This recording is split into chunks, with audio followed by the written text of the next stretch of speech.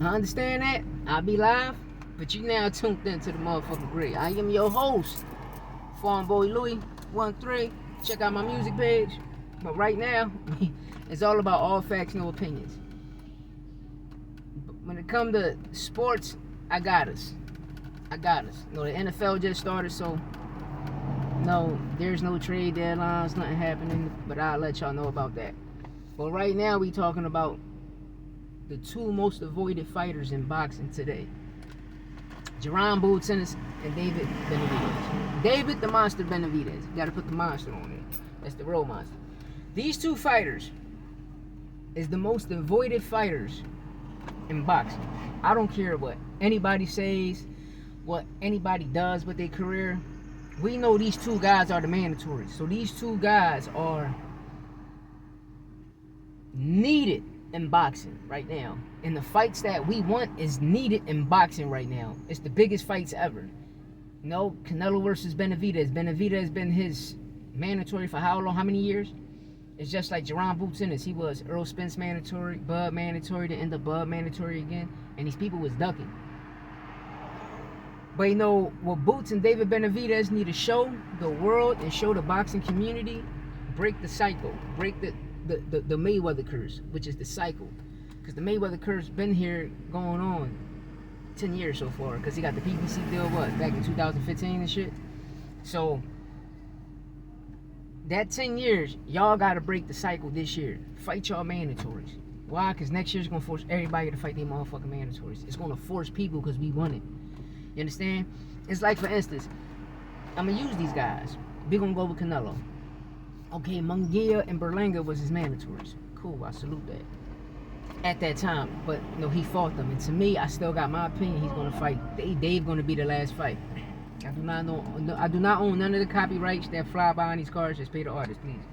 But make a long story short, same thing with Boots. Boots been waiting for Bud BS. He switched over to the IBF. When he switched over to the IBF, he was Spence mandatory for 2 years. Same situation. He fell back because they was fighting for undisputed. So once y'all became undisputed and the rematch clause ain't happened, I'm your mandatory. Fight me. Bud vacate, move up to 154. And what happened at 154? He fought a guy named Israel Madrimov. And they forced the boxing world, all these commentators. That's why I said these people, they got the money to pay it. Force all of these commentators, all of these people, to believe that Madrimov was some big guy and Madrimov was a piece of shit, a fucking bum. Know what I mean? And that's what's wrong with this generation. Y'all be believing in these fighters, thinking these fighters. Like they said, Israel Madrimov had 300 amateur fights. I looked it up. I posted on my shorts. Nothing. They might make it up. You understand? Google is fake media, so they might make it up. For instance, Joe Cardina. We watch him get his ass whipped at 130, right? He never had a fight at 135. So if you never had a fight at 135, right? How the fuck you become ranked number 13? You rank number 13 at 135 for the WBC, and you never had a fight at 135, and you never was ranked by the WBC. You never was top 20 ever in your life at 135 for the WBC. It's too much bullshit going on in the sport of boxing. And when they mean the money, it's us, the consumers, that got the money.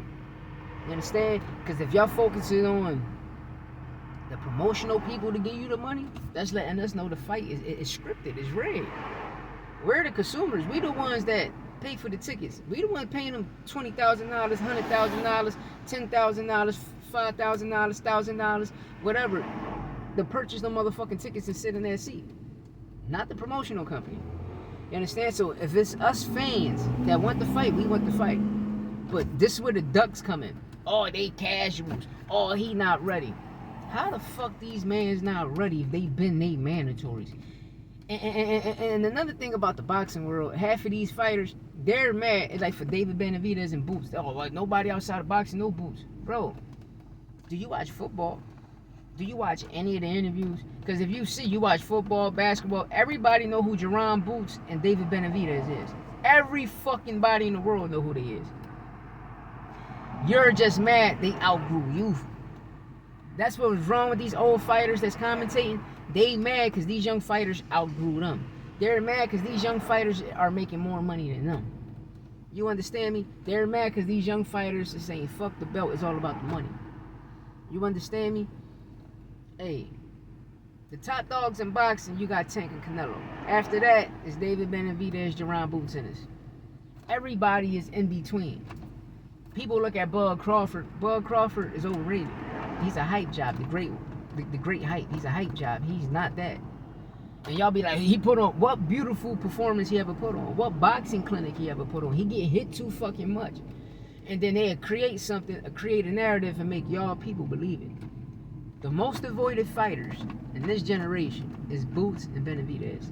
That's it. Y'all are talking about Inoue fighting Japan. The nigga gloves is always loaded. In Japan, steroids is legal. Like, y'all people gotta make this shit make sense, man. Y'all be stupid the fuck out here. But until then, you know, hit that like button before you leave, before you shut the front door. Please hit that subscribe button. Please hit that subscribe button. We gotta run this shit up, cause I broke the story 2 weeks ago. Tank fighting Ryo. I broke the story a month and a half ago. Shakur signed in the match room. I broke the story a couple days ago. Really yesterday. Yesterday I posted, but 2 days ago I got Shakur fucking his hand up. The same day he was training with Terrence Crawford, next thing you know, his hand got messed up. But I'm happy for that, because I'm happy he's not fighting Joe Cardino. Fight, your 2-deal fight, make sure it's, because it would have been a 3-deal fight. And they was going forward, what Eddie was going to do, he was going to make him fight Joe Cardino, get him the Williams to pay that, then try and give him the Tank fight. But Shakur said, nah, they got signed a 2-deal contract with you. So, fight Williams Zepeda, and I'm going to fight Tank in the street like that.